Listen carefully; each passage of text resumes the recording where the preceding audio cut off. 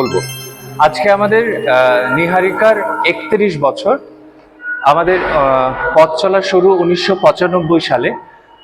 দীর্ঘ পথ চলাই মনে হয়, তবু আমার কাছে মনে হয় এই তো সেদিন আমরা শুরু করেছিলাম ৫ জন ছাত্রী নিয়ে। আজকে আমাদের ৫টার উপরে সেন্টার কলকাতাতে। কলকাতা ছাড়িয়ে আমরা শেখাই গৌহাটি, আগরতলা, বর্ধমান, মেদিনীপুর, আরও বিভিন্ন পশ্চিমবঙ্গের জেলাতে এবং বাংলাদেশে।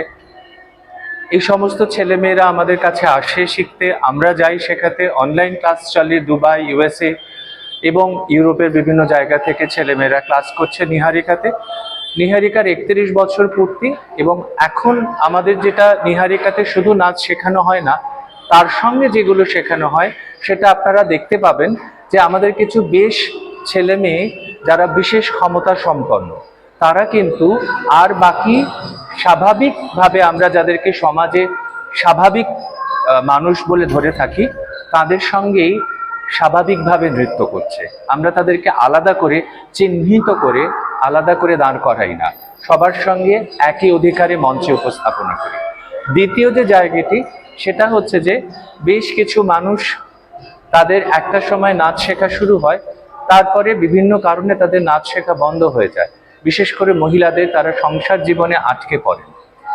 আমাদের আজকে ৩১ বছরের বেশ কিছু মহিলা যাদের সন্তানরা আমাদের কাছে শিখছেন, তাদের ছোটবেলাকার হারিয়ে যাওয়া স্বপ্নকে তারা আবার খুঁজে পেয়েছেন। তারা দীর্ঘদিন পরে আবার নৃত্য চর্চা শুরু করেছে এবং আজকে মঞ্চে তাদের উপস্থাপনা তুলে ধরবে। আর বাকি তো আমাদের রয়েছে। আমরা যেটা আরো একটা জিনিস করি, সেটা হচ্ছে মেন্টাল হেলথ গাইড। বিভিন্ন সময় আমাদের এই সময়, বিশেষ করে একবিংশ শতাব্দীতে আমরা দেখতে পাই যে বাচ্চাদের মনোযোগ ভীষণ রকমভাবে বিঘ্নিত এই মুঠোফোনের জন্যে। মুঠোফোনে তারা আসক্ত। সেই আসক্তি কাটিয়ে তারা ঘন্টার পর ঘন্টা নাচের মধ্যে থাকে।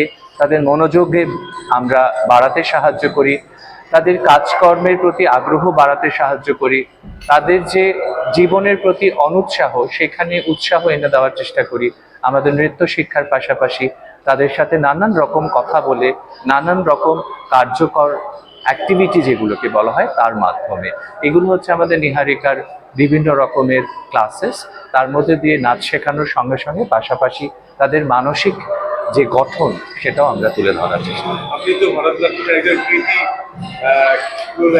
আমি পশ্চিমবঙ্গের সম্ভবত প্রথম বাঙালি ভারতনাট্যম মেল ডান্সার, যে কিনা ইউনেস্কো থেকে শুরু করে দেশের বাইরে এবং দেশে তো বটেই, বাঙালি হিসেবে বোধহয় সবচেয়ে বেশি দিন পারফর্ম করে চলেছি। আমি শিখিয়ে যেরকম যাচ্ছি, মূলত যেটা দেখা যায় কলকাতায় যারা মেল ডান্সার, তারা সবাই একটা সময়ের পরে ভারতনাট্যমে, আমার আগে দেখা গেছে, তারা সবাই গুরু হয়ে বসে গিয়েছেন, তাদের পারফরমেন্সটা বন্ধ হয়ে গিয়েছে। কিন্তু আমার 4 দশক ধরে পারফরমেন্সের পাশাপাশি কিন্তু আমি শেখানো এবং পারফরমেন্স দুটোই সমানভাবে করে যাচ্ছি। এবং সেটা প্রথমেই আমি পাথ ব্রেকিং, আমার সামনে কেউ ছিল না পথ দেখানোর যে কিভাবে নিজেকে একজন নৃত্যশিল্পী হিসেবে তুলে ধরতে পারবো। আমি থাঙ্কুমণি কুট্টি নয়, আমি রুক্মিণী দেবীর সুযোগ্য ছাত্র, গুরু খগেন্দ্রনাথ বর্মনের শিষ্য। যেটা কলাক্ষেত্র যে প্রতিষ্ঠান চেন্নাইয়ের আডিয়ারে, সেখানে রুক্মিণী দেবী প্রতিষ্ঠিত ভারতনাট্যমের যে ধারা, সেই ধারা প্রথম আনেন খগেন্দ্রনাথ বর্মন। উনি আসামের। ওনার কাছে আমি নৃত্য শিক্ষা করি এবং রুক্মিণী দেবীর ধারা যে ধারা, সেই ধারাতে আমি আজও কাজ করে চলেছি। পশ্চিমবঙ্গের অনেক মানুষই এখন আস্তে আস্তে কলাক্ষেত্র সম্বন্ধে আগ্রহ তৈরি করছেন এবং তারা শিখতে চাইছেন, যেহেতু এটা অনেক বেশি বিজ্ঞান ভিত্তিক। এবং আমার বেশ কিছু বছর আগে একটি বইও বার হয়েছে যে নৃত্যে বিজ্ঞান এবং বিজ্ঞানের নৃত্যের প্রভাব। দক্ষিণের মানুষরা আস্তে আস্তে কি হাল ছেড়ে দিচ্ছে এই ধরনের অর্থদেরকে প্রবেশের জন্য? আপনার কি মনে হয়, আপনার স্টুডেন্টদের আপনি কি আয়োজন করছেন? দেখুন, আমি তো ওই যে বললাম যে আমি একটা মানসিকভাবে ওদেরকে মানে স্বাবলম্বী করে তুলি। সুতরাং আমি মনের জোরটাকে ভীষণভাবে বিশ্বাস করি পজিটিভ থিঙ্কিংয়ে। ওদেরকে আমি বারবার করে উদ্বুদ্ধ করি যে এটা একটা আমাদের ভারতের ঐতিহ্য, সব থেকে পুরনো নৃত্যশৈলী। সারা পৃথিবীতে আপনি যদি বলেন ভারতীয় শাস্ত্রীয় নৃত্য, দেখবেন সবার আগে ভারতনাট্যমের নামটাই পৃথিবীতে উচ্চারিত হয়। সব থেকে পুরনো নৃত্যশৈলী।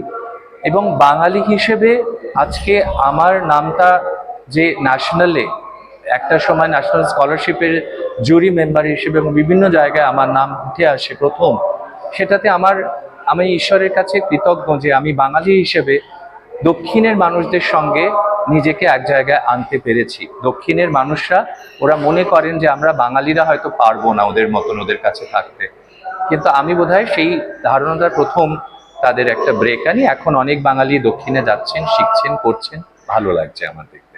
আগামী দিনে পারফর্মার না পারফর্মার তৈরি করার জন্য? পারফরমেন্সটা একটা সময়ের পরে আস্তে আস্তে শরীরের হয়তো ক্ষমতা কমে আসবে, কিন্তু পারফর্মার তো তৈরি হবে। দেখুন, পারফর্মারের থেকেও যেটা বড় দরকার সেটা হচ্ছে শিল্পী তৈরি করা। পারফর্মার আপনি প্রচুর পাবেন, কিন্তু শিল্পীর একটা আলাদা মনন থাকে, একটা চিন্তা থাকে, তার আচার, তার ব্যবহার, তার প্রত্যেকটা পদক্ষেপের মধ্যে একটা অন্য রকমের চিন্তা ভাবনা তৈরি হয়। সেইটি তৈরি না করলে কিন্তু সে আর পাঁচজনের মাঝখানে নিজেকে মেলে ধরতে পারে না। মানে কবি ভাই যদি আমি তাহলে তুলে ধরে বলি যে কমল কোমল হীরের পাথরটাকে বলে বিদ্যে, তার থেকে যে আলোটা ঠিকরে পড়ে তাকে বলে দ্যুতি। পাথরের আছে ভার, আলোর আছে দ্যুতি। তো এই যে জায়গাটা আপনি শিখলেন, আপনার শিক্ষাটার ভার আছে বটে, কিন্তু সেখানে যতক্ষণ না কালচার এলো ততক্ষণ তার দ্যুতি এলো না। অর্থাৎ আপনি বাকিদেরকে আলোকিত করতে পারলেন না, আপনার ওজন হলো বটে।